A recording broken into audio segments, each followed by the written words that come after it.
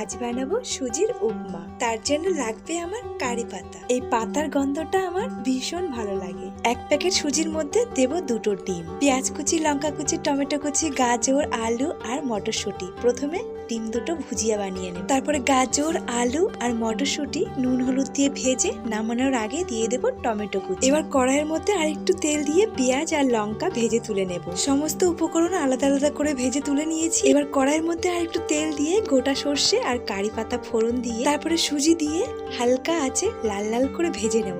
যখন এর থেকে সুন্দর একটা গন্ধ বেরোবে তখন অল্প অল্প করে জল দিয়ে ঢাকনা চাপা দিয়ে সুজিগুলো সুন্দর সেদ্ধ হয়ে গেছে আর ফুলে উঠেছে।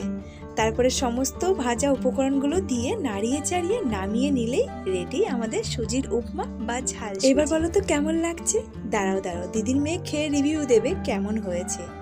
দিদির মেয়ে খেয়ে বললো মিমি দারুণ হয়েছে। তো চলো আজকের মতো টাটা।